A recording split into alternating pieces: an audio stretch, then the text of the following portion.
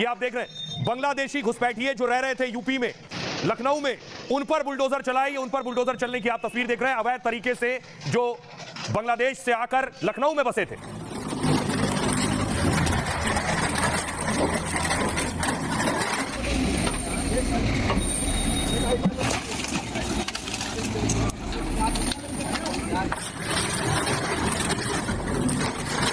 उन सारे घरों पर बुलडोजर चला है जो अवैध रूप से बने हुए थे, कब्जा करके बने थे, जो झुग्गियां बनी थी, उन सब पर बुलडोजर चला है। और यहां बहुत से बांग्लादेशी रहते थे जो अवैध तरीके से आए और लंबे वक्त से यहां रह रहे थे। उसके बाद देखिए बुलडोजर चलने के बाद उन सब का पहले उन्होंने सामान निकाला, सबका सामान पैक हुआ है, सामान ले जाते हुए तस्वीरें आप देख रहे हैं। ट्रॉली मंगाकर सामान ले जा रहे हैं, उसमें कूलर है, बक्सा है, कपड़े हैं, सब कुछ लाद कर ले गए वो लोग जो यहां कब्जा करके रह रहे थे।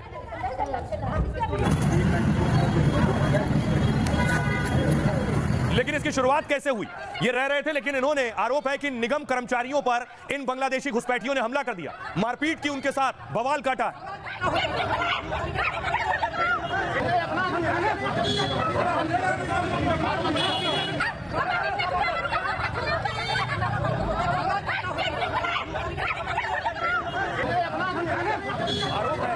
आरोप है कि इन्होंने मारपीट की निगम कर्मचारियों के बाद। फिर देखिए मेयर पहुंची है वहां, मेयर सुषमा खरकवाल पहुंची हैं उस इलाके में जहां बांग्लादेशी मौजूद थे। वसूली क्या कर रहे थे आप? वसूली क्या कर रहे थे? एक साल से आप यहाँ पे हैं, क्यों ये झुकी झोपड़ी लगी हुई है?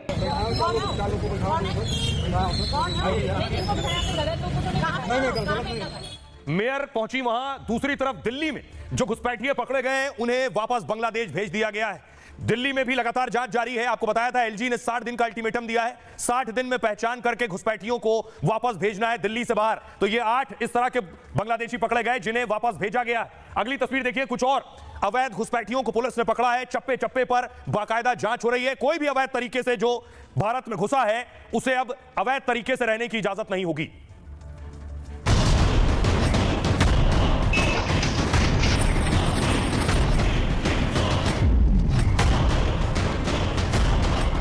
इलीगल बांग्लादेशी को तुरंत इस देश से बाहर करने का कार्य यहाँ की सरकार प्राथमिकता के साथ में करे। अवैध तरीके से भारत में घुसने वालों का बैकपैक, घुसपैठियों के खिलाफ बड़ा एक्शन शुरू हो गया है। इसके बाद घुसपैठियों में दहशत मच गई है। भारत से घुसपैठियों की वापसी शुरू हो गई है। दिल्ली से मुंबई और लखनऊ तक एक्शन तेज हो गया है। बांग्लादेशी घुसपैठिए जो राजधानी दिल्ली में अवैध तरीके से रह रहे थे उन्हें वापस बांग्लादेश भेज दिया गया है। अवैध तरीके से भारत में घुसे बांग्लादेशी अब भारत में नहीं रह पाएंगे। पहली खेप बांग्लादेश भेज दी गई है। हजारों घुसपैठिए अब रडार पर हैं। आइए अब आपको बताऊं कि आखिर हुआ क्या है, किस तरह से जो बांग्लादेशी घुसपैठिए उन्हें कैसे वापस भेजा गया। बैग पैक करके जिन्हें पकड़ा गया था उन्हें वापस भेज दिया गया। 8 बांग्लादेशी अवैध घुसपैठियों पर यह एक्शन हुआ है। दिल्ली पुलिस ने सभी को वापस बांग्लादेश भेज दिया है। पुलिस ने पहले 8 बांग्लादेशी नागरिकों की पहचान की, इसके बाद इन्हें बांग्लादेश डिपोर्ट कर दिया है। अवैध प्रवासियों के खिलाफ यह बड़ा अभियान चल रहा है इस वक्त। दिल्ली पुलिस के एक्शन के बाद घुसपैठियों में हड़कंप है। वसंत कुंज साउथ दिल्ली पुलिस स्टेशन से इन्हें पकड़ा गया और ये लोग बांग्लादेश के मदारीपुर जिले के केकरहाट से भारत में जंगल के रास्तों से प्रवेश कर दिल्ली पहुंचे थे। जहांगीर, उसकी पत्नी जिसमें परीना बेगम और उनके 6 बच्चे हैं जिन्हें वापस बांग्लादेश भेजा गया है। सभी 8 लोगों को एक ही परिवार के सदस्य हैं। रंगपुरी इलाके से ही इन्हें पुलिस ने दरअसल पकड़ा था और ये लोग अपनी असली पहचान छिपाकर भारत में रह रहे थे।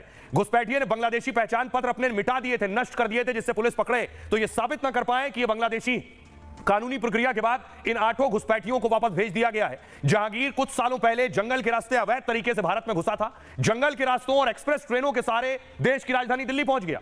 यहां कुछ साल रहकर वापस बांग्लादेश चला गया था। बॉर्डर पार कर जंगल के रास्ते परिवार को लेकर फिर दिल्ली आ गया। पहले जहांगीर ने खुद को पश्चिम बंगाल का नागरिक बताया और जांच टीम को वहां भेजने पर उसकी पोल खुल गई कि बंगाल का तो है ही नहीं, झूठ बोल रहा है। इसके बाद कड़ाई से पूछताछ हुई तो फिर उसने सच कबूला कि असल में वो बंगाल नहीं बांग्लादेश का रहने।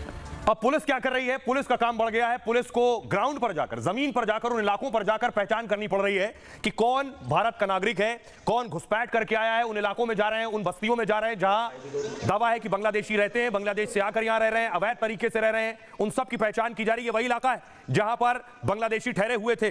अब आपको बताऊं, इन्हें वापस भेजना बड़ा पेचीदा काम है, उल्टी खीर है कि कैसे इन्हें वापस भेजा जाए, डिपोर्ट कैसे किया जाए। अवैध घुसपैठियों को डिपोर्ट करना यानी वापस भेजना बहुत जटिल काम है।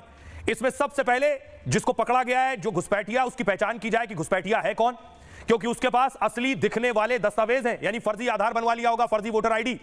पुरानी पहचान अक्सर घुसपैठिए मिटा देते हैं। ऐसे में सबसे पहले उनका पहचान करना जरूरी होता है और फिर उसके देश को उस नागरिक के बारे में जानकारी देनी होती है कि आपका नागरिक हमने पकड़ा है। वो संबंधित देश के स्थानीय अधिकारी इसे अपने देश में चेक करते हैं कि वाकई हमारे देश के इस इलाके का रहने वाला है या नहीं। इसमें दोनों देशों की अपनी कानूनी प्रक्रिया होती है। वो देश उसे अपने देश का नागरिक मानने से अगर इनकार कर देता है, इसकी भी उस पूरा संभावना है कि मना कर दे, नहीं हमारे यहां का नहीं, ऐसी सूरत में उस घुसपैठियों को वापस नहीं भेज सकते आप। अगर वो देश घुसपैठिए को अपना नागरिक मान लेता है, फिर उस नागरिक को उसके अपने देश भेज दिया जाता है। पाकिस्तान और बांग्लादेश से आए लोगों को अक्सर डिपोर्ट किया जाता है। कई बार ये लोग सीमा पार कर भारत की सीमा में पहुंच जाते हैं। वापस भेजने का खर्च भी इसी प्रक्रिया में शामिल होता है, यानी जिस देश से लोगों को भेजा जाता है उसे यह खर्च उठाना होता है। यानी भारत से किसी बांग्लादेशी घुसपैठिए को बांग्लादेश भेजा जाएगा तो भारत को ही वो खर्च उठाना पड़ेगा। वापस भेजने की प्रक्रिया में काफी वक्त भी लग सकता है। वापस भेजे गए लोगों की सुरक्षा की भी चिंता होती है कि वापस अगर भेजे गए लौटने पर अपने देश में उत्पीड़न का सामना भी करना पड़ सकता है। वापस भेजने के फैसलों पर अक्सर राजनीतिक दबाव भी होता है। तो ये अपने आप में आसान काम नहीं है। लेकिन मैं आपको बताऊं कि बांग्लादेशियों को वापस भेजा जा रहा है, लेकिन यहां आने के बाद पिछले दिनों एक गैंग का खुलासा हुआ था कि बांग्लादेशी जैसे ही दिल्ली में लैंड होता था उसे ये gang Aadhaar card, voter ID card, PAN card सब कुछ बनवा कर दे देता था। इसलिए ये यहां आराम से रहने लगते थे। इसलिए दिल्ली में पकड़ हो रही है। अब इस पकड़ पर सियासत भी हो रही है। बीजेपी कह रही है ऐसे बहुत से फर्जी वोटर हैं जिनके नाम वोटर आईडी से कटवाना चाहिए। केजरीवाल की पार्टी कह रही है वो जो वोटर जिनके नाम कटवाए जा रहे हैं ये वोटर तो पूर्वांचल के रहने वाले। देखिए जरा कैसे बीजेपी बनाम आम आदमी पार्टी की एक अलग लड़ाई चल रही है। सबसे पहले देखिए क्या कुछ कह रही है आम आदमी पार्टी। दिल्ली में चुनाव से पहले वोटर लिस्ट पर सियासी टकराव छिड़ा है। पूर्व सीएम केजरीवाल ने बीजेपी पर बड़ा आरोप लगाया है। 15 दिन में 5000 से ज्यादा वोट काटने का आवेदन मिला है। नई दिल्ली विधानसभा में 5692 आवेदन नाम हटाने के लिए दिए गए। केजरीवाल का आरोप है कि 6 लोगों ने यह आवेदन दिए हैं। केजरीवाल खुद नई दिल्ली विधानसभा सीट से चुनाव मैदान में। बीजेपी को लेकर केजरीवाल का एक चौंकाने वाला दावा है। दिल्ली चुनाव जीतने के लिए बीजेपी ने 3 प्लान बनाए हैं।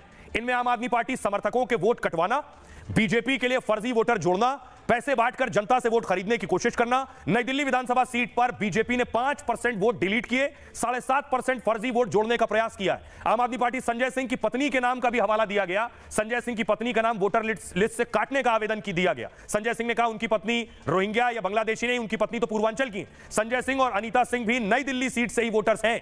बीजेपी पर यूपी, बिहार और पूर्वांचल का वोट कटवाने के आरोप आम आदमी पार्टी ने लगाए। केजरीवाल के वार पर बीजेपी ने पलटवार किया। केजरीवाल ने पहले रोहिंग्या को लेकर दावा किया था।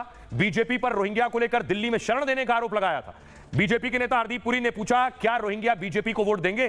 बीजेपी ने कहा फर्जी वोट डालने वाले जेल जाएंगे। संजय सिंह भूल गए कि यह डिजिटल युग है, कोई भी ट्रैक कर सकता है कि किसने आवेदन किया है। नरेला में एक दिन में 2000 से ज्यादा लोगों का रजिस्ट्रेशन हुआ है। केजरीवाल बताएं ये लोग आकर कहां से आए हैं।